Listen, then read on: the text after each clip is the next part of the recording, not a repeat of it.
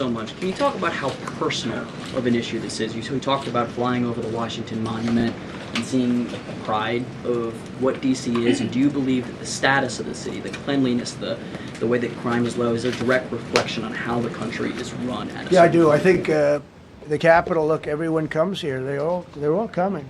All the leaders, they're all wanting to come. And I say it, I've said it again, but I'm really just quoting other leaders from NATO, from the Middle East, King of Saudi Arabia, Qatar, UAE. I was over there. We brought back $5.1 trillion of investment into our country. But I was, a month and a half ago, I was at NATO. We had a great thing. They agreed to put up 5% instead of 2%. 2% they didn't pay, 5% is already paid. We had a great meeting, and they all said the same thing. They said our country was dead. They thought our country was gone. 1 year ago, they said your country was dead. And now you have the hottest country anywhere in the world. We do. We have the hottest country in the world right now.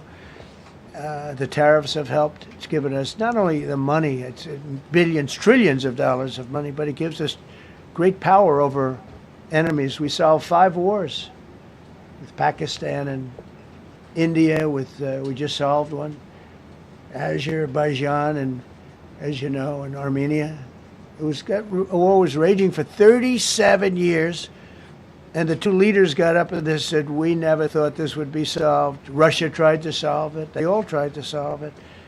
It was a very tough situation, but we got it done and got it done. And I said to the 2 men, I said, are you guys friends? And they had a hard time. You know, they've been killing each other for 37 years, right? One was there 5 years, one was there for 22 years. He said, my whole life I've been fighting this war, and you got it solved. But we did many of those. We did in the Congo and Rwanda. That's been going on for 30 years. 8 to 9 million people killed that they know of, but it was raging, and we got that solved. We got a lot of them done. It's a great honor. But you want to have, when they come, the leaders come to our country to sign documents that the war is over or whatever, or for other reasons. They come for trade. And you want them to come through so beautifully. You ride down those roads, everything should be perfect. You shouldn't have medians falling down into the roadway. Median, you know, the metal things that are always, somebody had a great lobbyist, because I've never seen them look good. I've been looking at those things with the little, right? They're always broken and bad, but here they're really bad. And we're going to either put new or fix it, and it's not expensive. It's not really expensive. Or we're going to fix our roads a little bit. We're going to clean up our sidewalks. You have countries where every Saturday the people go out and they wash their sidewalks in front of their stores or their houses. They scrub their sidewalks. So we aren't quite at that level yet, I don't think, Gaddy. We're not quite there yet, but maybe we will. They go out and they scrub. I think it's so beautiful to hear that and to see those stories. But we're going to make it clean. But just to finish with your question, it's a very, very strong reflection of our country. And when they see a bad city, you know, my father always used to tell me, I had a wonderful father, very smart, and he used to say, son, when you walk into a restaurant and you see a dirty front door, don't go in. Because if the front door is dirty, the kitchen's dirty also. Same thing with the Capitol. If our Capitol's dirty, our whole country is dirty, and they don't respect us. So it's a very good question. Mr. President, sorry. Question for you on the specific issue. Do you expect more cities to follow DC's path if this goes through? So the idea is that Chicago, LA, San Francisco, would they expect similar action to what we've seen in DC? And the other question, sir, there's reporting that the administration is going to reclassify marijuana. Would that send mixed messages that if marijuana is okay, some drugs are okay, but we're trying to clean up crime? How do they go hand in hand? We're only looking at that. That's early, but you know, somebody reported it, which is fine. We're looking at it. Some people like it, some people hate it. Some people hate the whole concept of marijuana because if it does bad for the children, it does bad for people that are older than children. But we're looking at reclassification, and we'll make a determination over the next few weeks. And that determination hopefully will be the right one. It's a very complicated subject, the subject of marijuana. I've heard great things having to do with medical, and I've had bad things having to do with just about everything else. But medical and for pain and various things. I've heard some pretty good things, but for other things, I've heard some pretty bad things. The other part of your question, I mean, we're just going to see what happens with it all. You're going to have, we're going to have a tremendous success in what we're doing. Other cities are hopefully watching this. They're all watching, just like everyone's watching here. They're all watching, and maybe they'll clean up, and maybe they'll do this and get rid of the cashless bail thing and all of the things that caused the problem. I mean, if you go back, this whole thing with cashless bail is a disaster. So many problems came that we never had before. So they're watching us today, and if they don't learn their lesson, if they haven't studied us properly, because we're going to be very successful. I have zero doubt about that. It's going to be. It's a question of will it be really fast, like the border. Everyone said, they used to say, Biden used to say, I need legislation. You didn't need. I didn't get any legislation. I called up our people, and we did a great job. Tom Homan was great. As you know, our secretary did a great job. They did a great job. There's no games. They didn't play games. And we're going to have the same thing here. But then I'm going to look at New York in a little while. Let's do this. Let's do this together. Let's see. It's going to go pretty quickly. And if we need to, we're going to do the same thing in Chicago, which is a disaster. We have a mayor there who's totally incompetent. He's an incompetent man. And we have an incompetent governor there. Pritzker's an incompetent. His family threw him out of the business, and he ran for governor. And now I understand he wants to be president. But I noticed he lost a little weight, so maybe he has a chance. You never know what happens. But Pritzker's a gross incompetent guy, thrown out of the family business. But when I look at Chicago and I look at L.A., if we didn't go to L.A. 3 months ago, L.A. would be burning like the part that didn't burn. If he would have allowed the water to come down, which I told him about in my first term, I said, you're going to have problems. Let it come down. We actually sent in our military to have the water come down into L.A. They still didn't want it to come down after the fires. But that was it. We have it coming down. But hopefully L.A. is watching. That mayor also. The city's burning. They lost like 25,000 homes. I went there the day after the fire. You were there, and I saw people standing in front of a burned down home. It was, their homes were incinerated. They weren't like, even the steel was literally, it was all warped and literally disintegrated because of the winds and the flame and the whole thing, like a blowtorch. They were standing on this beautiful day, maybe a couple of days after. We gave it a little time because what they had suffered.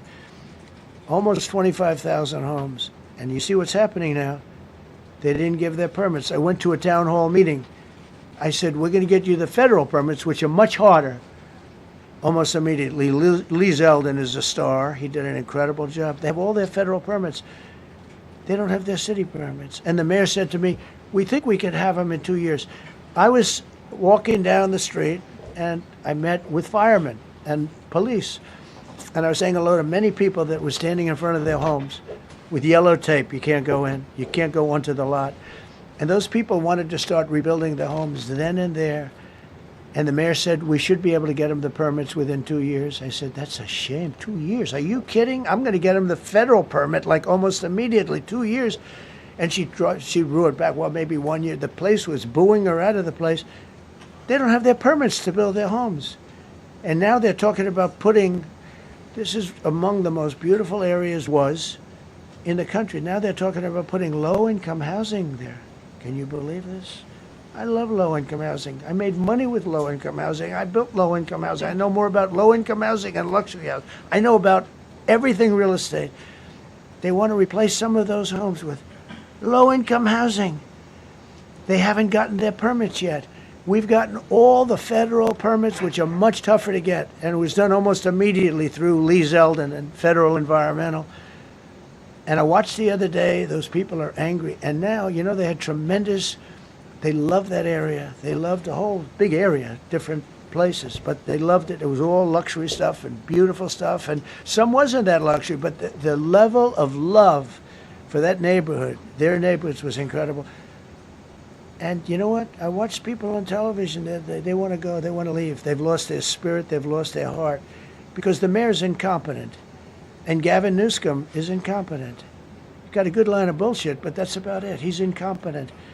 And you have Los Angeles is, it's amazing. I called, the first thing I did, I got the Olympics to go there. I was the one that got it. And by a rare thing that happened, I'll be the president. I was very upset because I got the Olympics there, and I said, I won't be president when it comes. But bad things happened, and illegal things happened, really illegal things happened. Now it turns out one good thing was I'm going to be the president for the Olympics for 2050, for 250, which is going to be fantastic, and also for the World Cup. So we have a lot of good things, and I hope 250 is going to be, the 250th anniversary is going to be the best. But when I looked at those people, and I saw last night on television that they still don't have their permits, it's a disgrace what's happened in Los Angeles.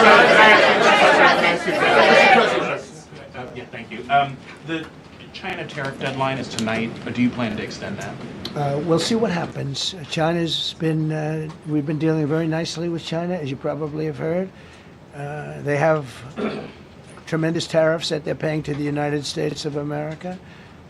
And we'll see what happens. They've been dealing quite nicely. The relationship is very good with President Xi and myself. President, you mentioned your upcoming meeting with President Putin. Can Yeah. you tell us what you hope to get out of that and whether you'll consider inviting President Zelensky to join?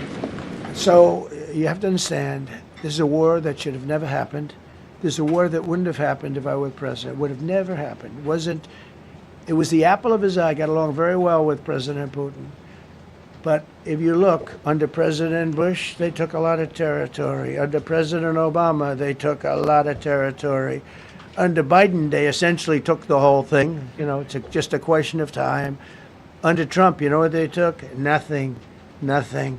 I was the one that said, you can't build your pipeline. That was half built. I came in, I stopped the pipeline. It's called Nord Stream 2. Nobody knows that, Nobody ever heard of Nord Stream 2. You might have not even heard. Biggest pipeline in the world. I stopped it. I was not a friend of Russia, but I got along well with Putin. It's always good to get along with other countries if possible, but that doesn't mean you roll over like Biden did. Biden came in and he immediately approved the pipeline. I couldn't believe it. Then they say Trump wasn't tough on Russia. I wasn't tough. I was the toughest. Putin said, if you're not tough, I would hate like hell to see you. I stopped the biggest economic development job, the biggest job that Russia had ever built. I stopped it. It was dead.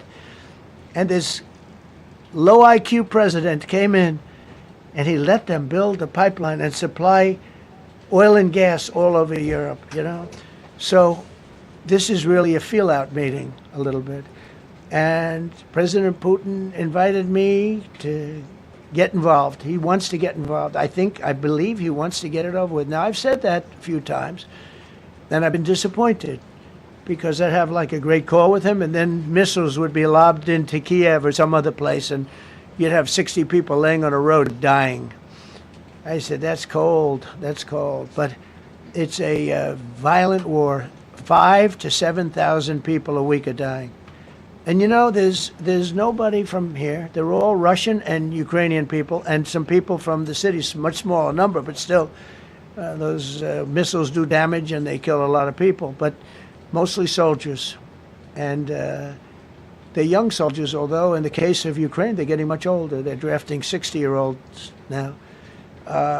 It's a terrible thing to witness, and I think I have an obligation. Look, this is Joe Biden's war. This is not my war. I made a deal with NATO a month ago. You covered it very accurately, actually. We don't pay anything anymore. We're not paying anything. They are buying things from us, and NATO is paying us. I got it raised from 2% of GDP to 5%. And they're paying us for everything that we send. We're not paying. But Biden approved $350 billion. Europe has spent $100 billion. The money that's been spent and the death is incredible. It's the worst thing that's happened, by far the worst that's happened since World War II. So I'm going in to speak to Vladimir Putin. And I'm going to be telling him, you got to end this war. You got to end it. And he wasn't going to mess with me. This war would have never happened. We had a discussion about it one time, and we never had that discussion again. Would have never happened. And when the election was rigged, and then Biden took office, which was barely took office. The auto pen took office. Bad things started happening. Bad things, stupid things were said. And it ended up in a war. And you know, and I don't believe this will happen anymore because I have that pretty well covered. This could end up in a third world war. This could have been a third world war. I don't think that's going to happen now. But I thought it was very respectful that the president of Russia is coming to our country as opposed to us going to his country or even a third party place. But I think we'll have constructive conversations. Then after that meeting, immediately, maybe as I'm flying out, maybe as I'm leaving the room, I'll be calling the European leaders who I get along with very well. And, you know, I have a great relationship, I think, with all of them. And I get along with Zelensky, but, you know, I disagree with what he's done. Very, very severely disagree. This is a war that should have never happened, wouldn't have happened. But I'll be speaking to Zelensky. The next meeting will be with Zelensky and Putin, or Zelensky and Putin and me. I'll be there if they need. But I want to have a meeting set up between the two leaders. I was a little bothered by the fact that Zelensky was saying, well, I have to get constitutional approval. I mean, he's got approval to go into war and kill everybody, but he needs approval to do a land swap because there'll be some land swapping going on. I know that through Russia and through conversations with everybody to the good, for the good of Ukraine. Good stuff, not bad stuff. Also, some bad stuff for both. So there's good and there's bad. But it's very complex because you have lines that are very uneven, and there'll be some swapping, there'll be some changes in land, and the word that they will use is, you know, they make changes. We're going to change the lines, the battle lines. Russia's occupied a big portion of Ukraine. They've occupied some very prime territory. We're going to try and get some of that territory back for Ukraine. But they've taken some very prime territory. They've taken largely ocean, you know, in real estate we call it oceanfront property. That's always the most valuable property. If you're in a lake, a river, or an ocean, it's always the best property. Well, Ukraine, a lot of people don't know that Ukraine was largely 1,000 miles of ocean. That's gone. Other than one small area, Odessa, it's a small area. There's just a little bit of water left. So I'm going to go and see the parameters. Now, I may leave and say, good luck, and that'll be the end. I may say this is not going to be settled. I mean, there are those that believe that Putin wanted all of Ukraine. I happen to be one of them, by the way. I think if it weren't for me, he would not be even talking to anybody else right now. But I'm going to meet with him. We're going to see what the parameters are. I'm then going to call up President Zelensky and the European leaders right after the meeting, yeah. And I'm going to tell them what kind of a deal. I'm not going to make a deal. It's not up to me to make a deal. I think a deal should be made for both. I think Russia has to get back into building their country. It's a massive country. I think they have 11 time zones, if you can believe it. It's a massive, it's by far, from the standpoint of land, it's by far the largest. They have tremendous potential in Russia to do well. They're not doing well. Their economy is not doing well right now because it's been very well disturbed by this. It doesn't help when the President of the United States tells their largest or second largest oil buyer that we're putting a 50% tariff on you if you buy oil from Russia. That was a big blow. And then they say, gee, he wasn't so tough. Nobody else would have done that. And I haven't stopped there. I mean, look, I was all set to do things far bigger than that, but I got a call that they'd like to meet, and I'm going to see what they want to meet about. I'd like to see a ceasefire. I'd like to see the best deal that could be made for both parties. You know, it takes two to tango, right? So ultimately, I'll have a meeting next week. I had a great relationship with him, considering the fact that, you know, I was not nice to him because of the pipeline. I ended the pipeline. I also gave the javelins. Do you ever hear of a javelin? Javelin is called a tank buster. They say that Obama gave them sheets and I gave them javelins. If it weren't for me, all those tanks that were destroyed at the first days of the war because the tanks got stuck in the mud, some commander made a better. You know, they would have been in Kiev in 4 hours going down the highway. But a Russian general made a brilliant decision to go through the farmland instead. And they just had torrential rains, and the rains were so bad, and it was mud, and those tanks got stuck in the mud. I don't know who that general is, but knowing Vladimir, he's probably not around any longer because all those tanks were stuck in the mud and they went along with the javelins. I gave them the javelins. You know that, right? I gave them javelins. They gave them sheets.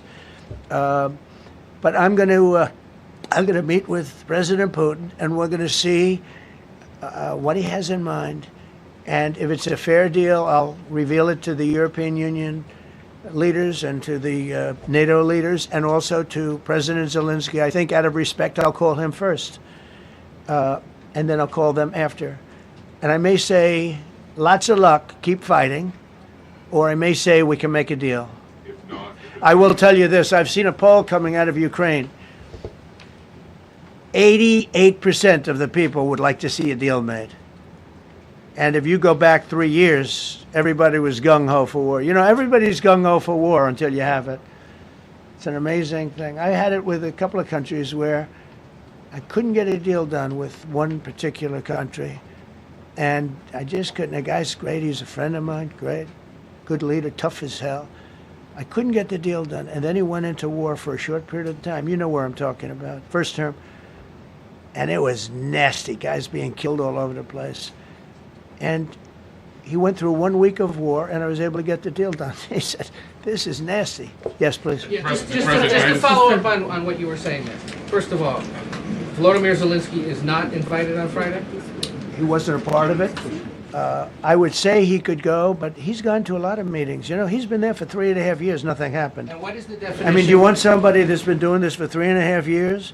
What's the definition of a good deal? I'll tell you after I hear what the deal is. I was gonna ask Because you- there could be many definitions. You know, you're talking about a very large and complex situation. Now, I tell you, the war that I just settled with Azerbaijan and with, as you know, and Armenia was almost as complex as this one, having to do with routes, Successful trade. meeting on Friday with Vladimir Putin. Well, we're going to have a meeting with Vladimir Putin, and at the end of that meeting, probably in the first 2 minutes, I'll know exactly whether or not a deal can be How will you made. know that? Because that's what I do. I make deals. Mr. Yeah, President. please, go Yeah, ahead. thank you, Mr. President. I'm going to ask you two questions, one about China, one about Russia, if I could. On China, your administration agreed to send the most advanced or advanced NVIDIA and AMD chips No, to obsolete. No. obsolete chip. Well, and then 15% of the You profits mean the come back- 20s? No, no. This is an old chip that China already has. And I deal with Jensen, who's a great guy, and NVIDIA. The chip that we're talking about, the H20, it's an old chip. China already has it in a different form, different name, but they have it. Or they have a combination of two will make up for it and even then some. Now Jensen's a very brilliant guy, and Jensen also has a new chip, the Blackwell. Do you know what the Blackwell is? The Blackwell is super duper advanced. I wouldn't make a deal with that, although it's possible I'd make a deal, a somewhat enhanced in a negative way Blackwell. In other words, take 30% to 50% off of it. But that's the latest and the greatest in the world. Nobody has it. They won't have it for 5 years. But the H20 is obsolete. You know, it's one of those things. But it still has a market. So I said, listen, I want 20% if I'm going to approve this for you, for the country, for our country, for the U.S. I don't want it myself. You know, every time I say like 747, I want, yeah, for the Air Force.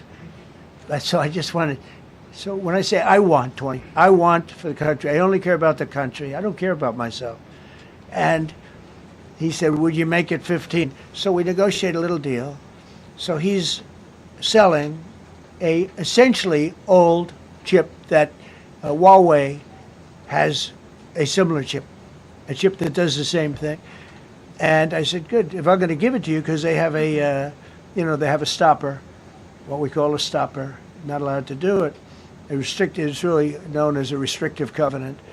And I said, if I'm going to do that, I want you to pay us as a country something, because I'm giving you a release. I released them only from the H20. Now, on the Blackwell, I think he's coming to see me again about that. But that will be a unenhanced version of the big one. Like I don't know if you know it, we will sometimes sell fighter jets to a country, and we'll give them 20% less than we have. You know what I mean, right? That's a statement. So on Russia, do you see a time, Mr. President, when there could be normal trade between the U.S. and Russia? Should your meeting go well, should there be peace? I do, yeah. Russia has a very valuable piece of land. If Vladimir Putin would go toward business instead of toward war, you know, it's a warring nation. That's what they do. They fight a lot of wars. A friend of mine said Russia's tough because they just keep on fighting. They beat Hitler, so did we, and they beat Napoleon. You know, they've been doing this for a long time. I asked a question to a very, very smart man that some people like and some people don't like. Viktor Orban, right, from Hungary, the head of Hungary, and he's in that same area and knows the two countries very well. I said, this was before Biden didn't do anything to get us out of it. He could have gotten us out of that. It would have never happened. I said, so can Russia be beaten by Ukraine? He looked at me like, what a stupid question. He said, Russia's a massive country, and they win their country and they win their life through wars. They fight wars. That's what they do. He said, China beats you with trade. Russia beats you with war. That was a very interesting statement. China's not beating us with trade, not when I'm in charge. But they were beating Biden with trade, but they never beat us with trade. Don't forget, China had to pay $400 billion worth of tariffs when I was last time. That was last time. And if we didn't have COVID, all of this stuff we would be loaded. We're finding hundreds of billions of dollars of cash is pouring into our country now because of tariffs. And all we're doing is we're doing what they do to us. It's so beautiful to see it. They found last month, as you saw, $25 billion of excess cash flow. They say, where did it come from? I said, I'll tell you where it came from. It came from a place called tariffs, and we're doing very well. We're really doing well. But I expect to have a meeting with Putin that I think it'll be good, but it might be bad. And I'm here for one reason, to get rid of a war that somebody else started. Should have never happened. And if I could end it, great. Complex war, a lot of bad blood, But Zelensky's been there for 3.5 years. So if you put him in a room, now I will say this, ultimately I'm going to put the two of them in a room. I'll be there or I won't be there. And I think it'll get solved. Yeah, please be happy. Thank you, Mr. President.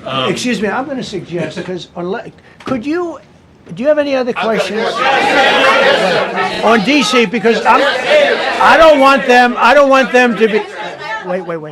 These are incredible people. I don't want them to be standing up here on subjects that. Does anybody have a question of them? And then you guys can leave.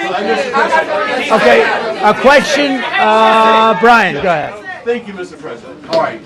And by the way, this is only on DC, and then they're going to leave because it's unfair to have them stand up here all day long. I agree. Brian. I've got two questions for you. First, about DC. This is personal for me as well. Last year, I was robbed on the streets by one of these teenage thugs. Had a gun, got away with it. Let's talk about the effort that between law enforcement, prosecutors, and judges, because it's a recycling belt. Like, these kids go, they don't fear the police. They know it. If you talk about how we've got to get these judges and put these kids behind bars, right. Adult crimes deserve adult penalties. And my second question, I'll after you answer that, please.